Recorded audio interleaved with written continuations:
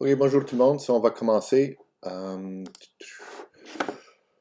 Si on regarde au LMS, voici le corrigé pour la feuille de travail d'hier. Si vous voulez vérifier vos réponses, vous pouvez le faire là.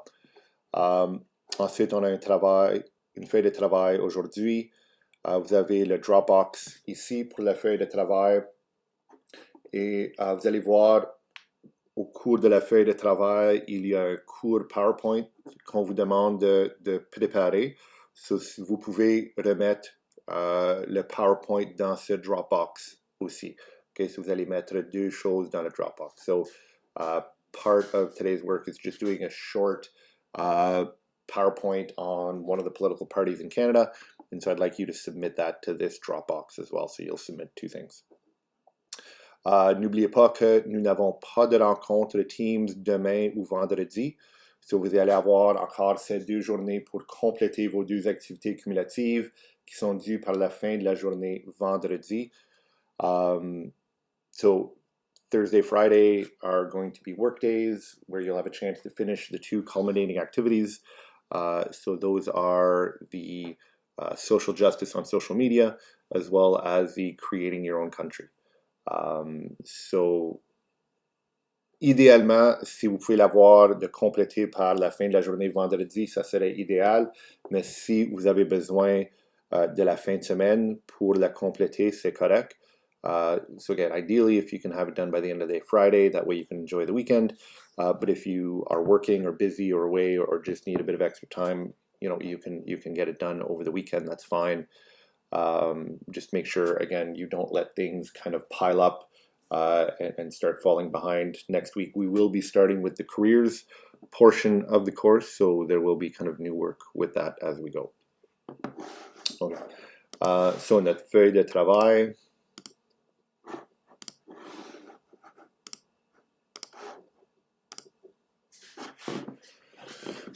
Okay, aujourd'hui, la première section, encore, on va revoir un peu l'application de la Charte des droits et libertés canadiennes. So we're going to look at, again, how the Charter of Rights and Freedom is kind of applied. Vous avez ici un article qui décrit l'expérience d'une femme. Je vais vous laisser le lire, mais je vais vous expliquer un peu. Entre 1928 et 1972 en Alberta, comme partie d'un programme eugénique gouvernemental, presque 3000 personnes ont été stérilisées.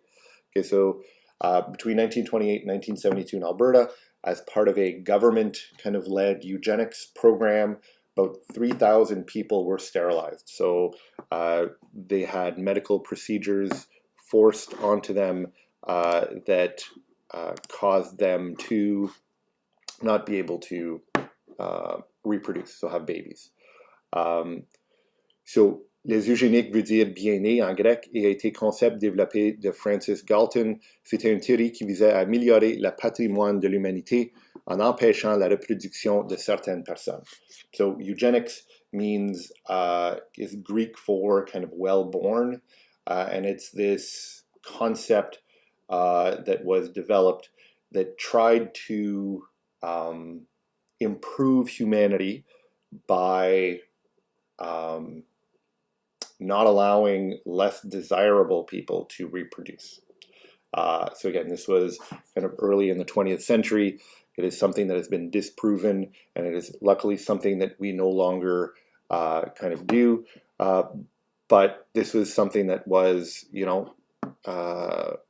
put into practice in Europe, in the US, in Canada, and Canada has a history of that. And this article is based off of that experience. So it follows the experience of a woman who was sterilized without her knowledge, and then it's kind of the fallout from that. Vous allez lire cet article-là, et ensuite les questions sur votre travail. Imaginez que Muir, qui est la dame qui a été stérilisée, et plusieurs supporters se sont réunis devant la législature de l'Alberta pour protester la loi. Okay, so Muir and her supporters have gathered in front of the Alberta legislature, so the Alberta government, to protest what was done to her. Les policiers sont appelés et ont mis plusieurs personnes en prison, y compris Muir. So the police were called and detained quite a few people, including Muir. Après un jour, la mère de Muir appelle la station de police et trouve qu'elle n'a pas parlé à un avocat et n'a pas compris qu'elle avait le droit d'appeler un avocat. Okay, so after a day, Muir's mother calls the police station and finds out that she hasn't yet spoken to a lawyer and didn't even understand the fact that she had a right to the lawyer. So, la mère vous appelle pour être l'avocat de Muir. Comment défendrez-vous votre client? Okay, so Muir's mother calls you to be her lawyer. How would you defend your client? Okay, so looking at the Charter of Rights and Freedom, tell me which sections apply and how you would use that to get your client her freedom. So le droit, just kind of off the top of my head, le droit d'assemblée paisible, right? So having the right to peacefully assemble seems to be something that wasn't allowed here. Avoir le droit à un avocat et savoir le droit, right? So those are the kinds of things that you're going to look at. So, la deuxième question, est-ce que la province d'Alberta pourrait réussir à passer cette loi selon la charte? So this first section has to do with her being arrested kind of today. The second question looks at this eugenics law. Is it a law that Alberta could pass today with the Charter of Rights and Freedom? And tell me why or why not. Okay, so deuxième section, so maintenant on va regarder au Parlement canadien. So we're going to look at, what are the different parts of the Canadian Parliament and how does the Canadian government, how is it kind of organized? So, si on regarde ici le système parlementaire du Canada, et vous pouvez lire toute cette information, je vais vous donner un sommaire, so I'll just kind of summarize all this information, but you can absolutely go through and read this. So, on a déjà discuté un peu du pouvoir exécutif, le pouvoir législatif et le pouvoir judiciaire, et voici la façon dont le système parlementaire du Canada est organisé. Okay, so we've already kind of talked a little bit about the executive power, the legislative power, and the judicial power, and this is how that is kind of organized within the Canadian government. So, on a la reine, qui est représentée par le gouverneur général, so kind of the leader or the figurative leader of the country is the Queen, and in Canada she is represented by the Governor General. Ensuite, on a le Sénat, qui est nommé sur recommandation du Premier ministre. So the Canadian government is what's called bicameral, so there are two chambers or two kind of bodies that are responsible for creating the laws. So on peut voir ici le pouvoir législatif, que la reine, le Sénat et la Chambre des communes font partie du pouvoir législatif. So the Senate is one of those bodies that is responsible with debating, proposing, and approving laws. And those members are appointed by the Prime Minister. So it is the Prime Minister who chooses who the senators are.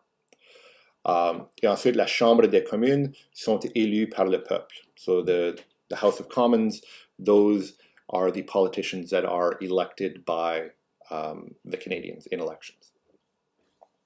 So, si on regarde au côté gauche, le pouvoir exécutif, so le pouvoir exécutif fait partie du Sénat et de la Chambre des communes. So on a le Premier ministre et le cabinet. So the leaders of the executive branch of the government are the Prime Minister and members of the Senate and members of the House of Commons. So they form kind of a small group that kind of take care of the day-to-day running of the country.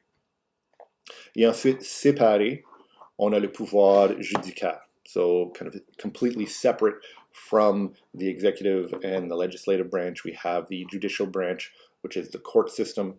On a la Cour fédérale du Canada et la Cour provinciale. So the two kind of lower courts. So we have the Federal Court of Canada, which deals with federal crimes. So there are, again, thinking about how responsibilities are shared between provinces and the country itself. Certain laws come from the provinces, certain laws come from the government of Canada. And so la Cour fédérale du Canada se concerne avec les lois fédérales et la Cour provinciale se concerne avec les lois provinciales. And then la Cour suprême est la cour la plus haute au Canada. So the Supreme Court of Canada is kind of the highest court in Canada. And so if someone has their case tried at, let's say, the federal level, and for, again, there are specific instances where if they disagree with the judgment, they can appeal it to the Supreme Court of Canada. And so, again, within certain parameters, the Supreme Court of Canada can choose to retry the case. But then if the Supreme Court of Canada, their ruling is final. So they are like the kind of the last court that you can appeal to. So la reine so le Canada est une monarchie constitutionnelle. So cela veut dire que les lois au Canada sont reconnues par la reine, qui est le chef d'État officiel. So the Queen is kind of the official head of state. She is the one that has to sign those laws into effect. So a law is not officially a law until it has been recognized so by the Queen or her representative, the Governor General. So le gouverneur général représente la reine au Canada. Et à ce point-ci, celle-ci le nomme sur recommandation du Premier ministre. So now the Governor General is essentially chosen by the Prime Minister, and the Queen kind of just recognizes that decision. Whereas early in our Canadian history, that choice was made by the King or the Queen themselves. And so that's just kind of another step towards our complete independence, was that ability to choose who would be our representative for the King or Queen.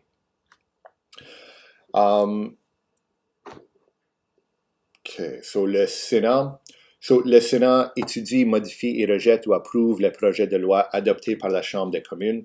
So the Senate's job is to almost be like editors for the laws or proposed laws from the House of Commons.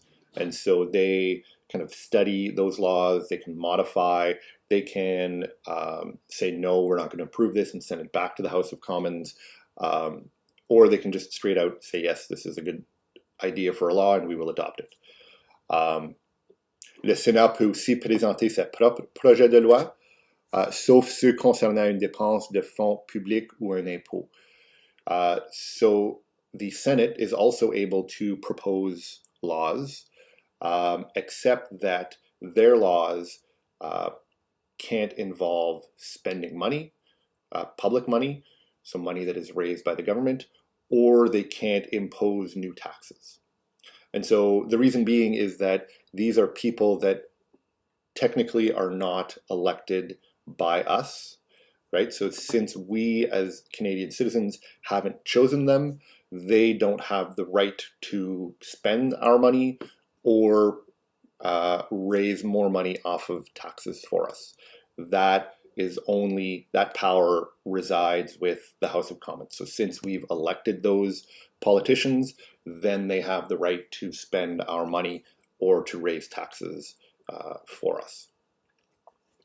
So l'une des fonctions du Sénat est de représenter les intérêts des régions du Canada. So part of the Senate's role is to represent the regions or the provinces, whereas the House of Commons is directly tied to population, right? So as population grows, as there are more people in different provinces and stuff like that, there are more seats assigned so that there's a more direct representation of population. With the Senate, it's more of a representation of the provinces themselves. So on peut voir ici la distribution des sièges du Sénat. So encore, il y a la population a un effet, mais ce n'est pas autant que dans la Chambre des communes. So population still does have a bit of an impact, but not nearly as much as in the House of Commons. So on peut voir que l'Ontario a 24 sièges, le Québec a 24 sièges, la région des Maritimes ont 24 sièges, so on peut voir la façon dont elle est séparée ici. Les provinces de l'Ouest ont 24 sièges, et ensuite les territoires ont 9 sièges. Okay, so we can see that kind of each region in Canada, in a sense, has 24 seats on the Senate. So Ontario and Quebec, they have their own 24 seats in the Senate because those are the two most populous provinces. And then the Maritimes as a group have 24 seats. The Western provinces have 24 seats. And then Newfoundland and Labrador, as well as the territories, have 9. So in that way, kind of regional needs are met. La Chambre des communes. So la grande majorité des lois canadiennes commencent comme des lois dans la Chambre des communes. Les députés y passent la majeure partie de leur temps à débattre et voter les projets de loi. So most Canadian laws start in the House of Commons, and a large portion of the time spent in the House of Commons is debating and voting on those laws. C'est aussi à la Chambre que les députés expriment les points de vue de leurs électeurs, discutent des questions d'intérêt national et demandent au gouvernement d'expliquer les décisions qu'il a prises. So another large portion of time in there is that members or deputies can express the point of view of their constituents. So if there is an issue going on in a politician's area, this is where he or she can kind of talk to the entire government or all of the kind of members in the House of Commons and express those concerns or those issues, or bring to light really great things that are happening. They can discuss questions of national interest. They can also demand that the government explain their decisions. So it's a way of keeping the government in check. It's kind of a check of power.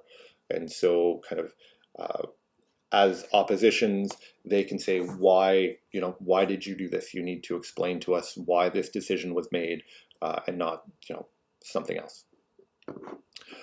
Pour devenir député, il faut d'abord se présenter comme candidat aux élections fédérales. So to become a politician, to be an elected politician, you have to be a candidate in a federal election, and those elections take place about every 4 years. Dans chacune des 338 circonscriptions du pays, le candidat qui obtient le plus de votes est élu à la Chambre des communes. So Canada is broken up into 338 districts, and each district elects a representative to the House of Commons.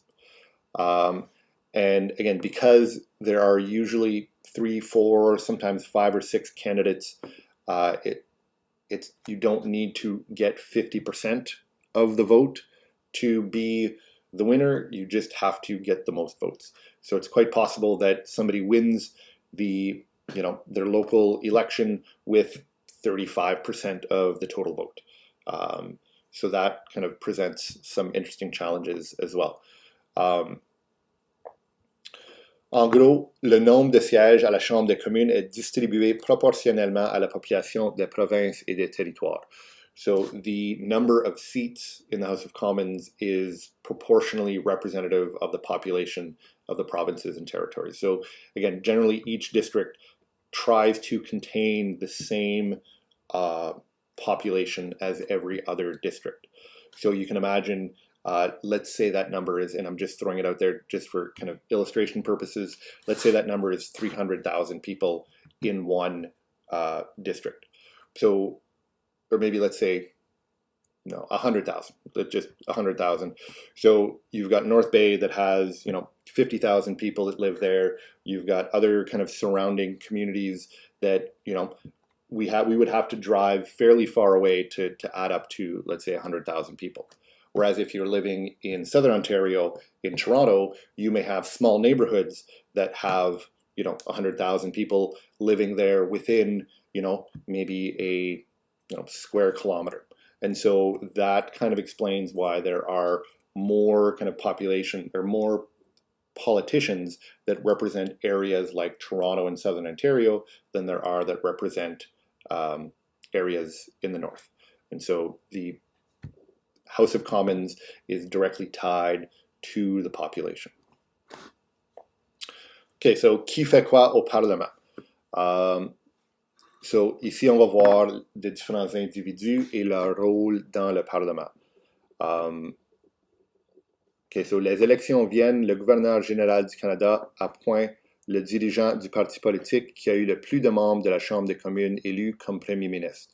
So once the election is over and the votes have been counted, then the Governor General appoints the leader of the political party that has received the most seats or that has elected the most members to be the Prime Minister of the country. So, le Premier ministre est le chef du parti ministériel et chef du gouvernement. Le Premier ministre est normalement député d'une circonscription. Okay, so the Prime Minister is the leader of the party that has the most members elected, and he is also the leader of the government. And usually, the Prime Minister is a politician that has been elected in a particular region.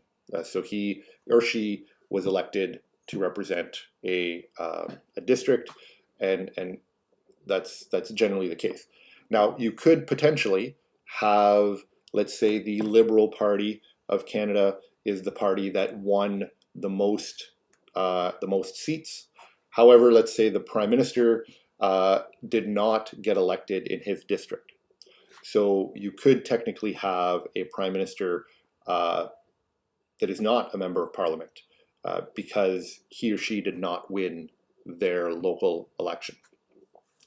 Now, in that case, what would probably happen is that a member of Parliament who did get elected would step down, and that the leader would then kind of run in that area, and the person who stepped down would probably get a nice cushy job as a thank you. But those are kind of, I don't know that it's happened, but technically that is something that could happen. Ensuite, le Premier ministre forme un gouvernement qui veut dire de choisir un cabinet à la Chambre des communes. So following that kind of nomination, or not the naming of the Prime Minister, then he or she will form government. And that means that they are going to choose a cabinet from the House of Commons. So they, for example, so cabinet members, well, here, I'll go through this. So, cabinet, groupe composé de tous les ministres, surtout de députés et d'au moins un sénateur. Il décide des priorités et des politiques du gouvernement, des mesures législatives qui seront soumises au Parlement et de la façon dont seront prélevées et dépensées les recettes de l'État. So the cabinet is a group that's composed of all of the ministers. And so ministers are, again, elected members of Parliament who are chosen to lead various departments. So, for example, you have the Ministry of Finance, and so that is the kind of branch of government that is in charge of, collecting taxes, raising taxes, spending money, creating a budget, those kinds of things. There's the Ministry of Defense, and so that is the ministry or the arm of the government that is in charge of the army and defending the country. And so there are, a variety of different ministries, both at the federal level and the provincial level, and those elected members that are chosen to lead those ministries are called ministers, and they form the cabinet. Et le cabinet fédéral doit aussi avoir au moins un sénateur. Okay, so there has to be at least one senator amongst that group as well. And so as a group, they are the ones who, decide what are the priorities and what are the policies for the government. They also kind of shape what are the major laws that are going to be presented to the Parliament. And they're the ones that decide how money is going to be raised through taxes and stuff like that, and how that money is going to be spent. So un député est une personne élue à la Chambre des communes. So a deputy is someone who is elected to the House of Commons. Greffier de la Chambre des communes. So this is, I can never remember the translation, but it's essentially kind of like the House of Commons lawyer. So c'est un haut fonctionnaire des communes et conseiller principal du président et des députés concernant les règles et procédures de la Chambre des communes. So this is not an elected official. This is a kind of somebody who works for the House of Commons, and they are again similar to a lawyer. They understand all the rules and the procedures for the House of Commons. And so if the Speaker of the House has a question as to how a debate should proceed, this person is able to explain that for them. Le deuxième plus gros parti à la Chambre des communes est appointé comme l'opposition officielle. Le dirigeant du parti est nommé le chef de l'opposition officielle. So the party who elected the most members to the House of Commons forms the government. The party that received the second most members in the House of Commons is referred to as the official opposition. And the leader of that party is the head of the official opposition. So le chef de l'opposition officielle est le chef du parti politique ayant habituellement fait élire le plus grand nombre de députés des communes après le parti ministériel. So again, the leader of the opposition is the leader of the kind of second place party. Et tout autre parti est nommé opposition. So every other party after that is referred to as the opposition. So you've got the official opposition is kind of the second place party, and then every other party is called the opposition. Président de la Chambre des communes. So député que les autres députés élisent au début d'une législature pour maintenir l'ordre à la Chambre des communes et veiller au respect des règles et des traditions. So the Speaker of the House of Commons is an elected member who is chosen by the other elected members to maintain order in the House of Commons and to make sure that the traditions and the rules are respected during debates and while the House is sitting. For the second term in a row, it is our own deputy, so Anthony Rhoda, who has been elected many times here in the Nipissing-Témiscamingue region, who is the Speaker of the House. And so this is the second time now that he has been elected or chosen by his peers to be the Speaker of the House. And so it is his job to kind of maintain decorum and make sure that people aren't yelling at each other and kind of managing the debate in the House of Commons. So un page est un étudiant d'université engagé par le Sénat ou la Chambre des communes pour transmettre des messages ou livrer des documents. Ok, so le page est quelqu'un qui est un étudiant à l'université qui travaille pour le Sénat ou la Chambre des communes et transmet des messages. So it's basically just somebody who works for the House of Commons and the Senate, and they deliver documents back and forth and bring stuff around. La masse est un bâton massif, lourd et couvert d'or et d'argent qui symbolise l'autorité du Parlement. So it is a kind of a large staff that is symbolic and is part of the ceremony of the House of Commons. Le sergent d'armes, so that is the head of the security. Et le whip est un député ou sénateur chargé de tenir les membres de son parti au courant des travaux de la Chambre des communes. So the party whip is an elected member or a senator who's kind of in charge of making sure that all of the members are aware of what's going on, as well as making sure that people vote the way they're supposed to. So, pour question numéro 2, vous allez identifier quels sont les éléments numérotés.